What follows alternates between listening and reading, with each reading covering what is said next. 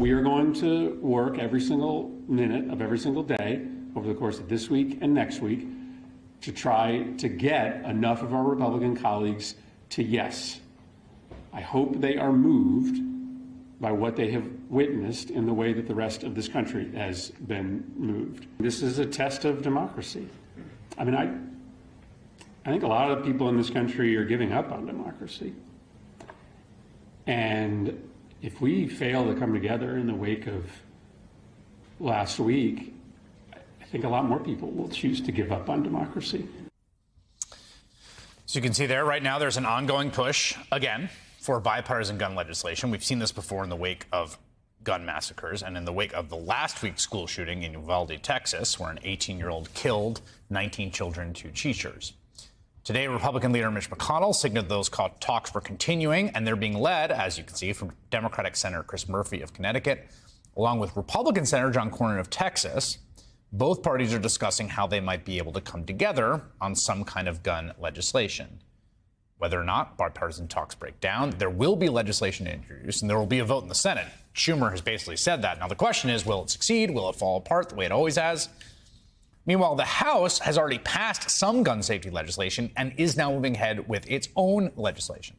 The House Judiciary Committee will consider advancing an omnibus gun reform bill called the Protecting Our Kids Act.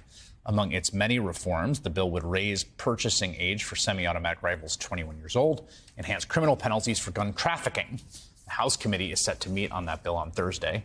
Congressman Hakeem Jeffries is a Democrat from New York. He's the chair of the House Democratic Caucus and a member of that Judiciary Committee, and he joins me now.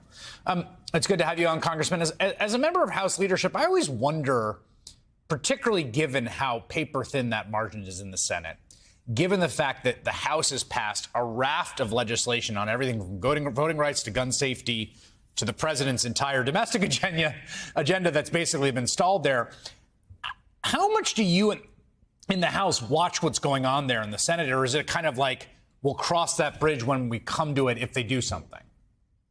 Well, we certainly do pay attention to what's happening on the other side of the Capitol. And I think many of us do believe that the Senate has become a broken, undemocratic institution, largely driven by the filibuster and the tyranny of the minority. And so we've got every confidence in Leader Schumer, every confidence in Senator Murphy. But we also have to do what we need to do in the People's House, which is why, under the leadership of Chairman Nadler and the Judiciary Committee on Thursday, we're going to move aggressively with additional gun violence prevention measures, because that is what the American people are calling us to do. And hopefully, in the court of public opinion, we'll be able to put enough pressure on a handful of Republican senators to finally come to some common ground to respond to the carnage that we are all witnessing throughout America. Do you think that when you look at gun violence increase in, say, the district you represent and in the city that you live in, New York City, where there has been an increase in gun violence, how much do you see it as driven by a supply of the fact that we had a record-breaking year in 2020 for gun sales, that we've had a huge spike in the manufacturing and production of guns generally for countries independent of these particular instances of mass shootings that are horrific and sort of unique in their own way, but the daily experience of your constituents? Well, our country has been flooded with guns and weapons of war, weapons of mass destruction. That's what the numbers clearly tell us. We've got 4% of the world's population, more than 40% of the world's guns. That is outrageous. It's estimated that there are more than 400 million guns circulating throughout America, and no law enforcement agency can tell you where the vast majority of those guns are because of the laxness of our national gun laws. Here in New York, as you know, Chris, and have spoken about, most of the guns used to commit violent acts in the communities, the neighborhoods that I represent, come from out of state, often the neighboring state of Pennsylvania or up the Iron Pipeline from states in the Deep South. Same situation in the South Side and West Side of Chicago. Yeah. Why? Illinois has tough gun laws, but most of their guns come from the neighboring state of Indiana. And that's the situation across the country, which is why it requires a national solution. We started talking about guns in the Senate. There's Senate talks there. There was a tweet today from Joe Manchin in which he talks favorably about capping prices on prescription drugs using Medicare's negotiating ability. That was a key element of that big social insurance climate package that actually passed the House that has essentially been killed by, as far as we can tell, Joe Manchin and Kyrsten Sinema in the Senate. There's some talks about getting something out of the Senate, and many people were encouraged by that. And I just wonder if, like, you, Hakeem Jeffries of Democratic leadership, and the Speaker and Steny Hoyer, are you guys texting about that tweet? Like, is that a smoke signal? Do you have other communication behind the scenes that there's something to be done there? Well, it's hopeful, although I personally have not had any communication with some of the more recalcitrant members of the United States Senate. And it's a very different institution, and there's a lot of individuality. We often say about the Senate, Chris, 99 is not enough, because often a single senator can stand in the way of progress. And certainly in a 50-50 Senate, the power of any one individual to obstruct is enormous.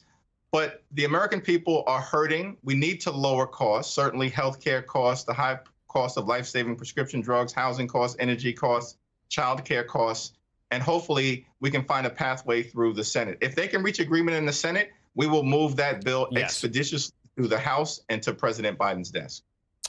Final question for you about a contested primary that happened down in Texas. And it happened against an interesting backdrop. Of course, we've seen the leak of what appears to be a draft opinion by the Supreme Court overturning Roe v. Wade. We're still waiting on whether that is going to be what the court issues, but many people expect it will. And of course, we've had the Uvalde shooting and discussions of gun and gun safety.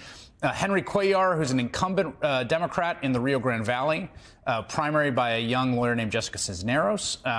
Cuellar has an A rating from the NRA. He's the lone member of your caucus now who's opposed to abortion rights. Everyone else is on the side of Roe.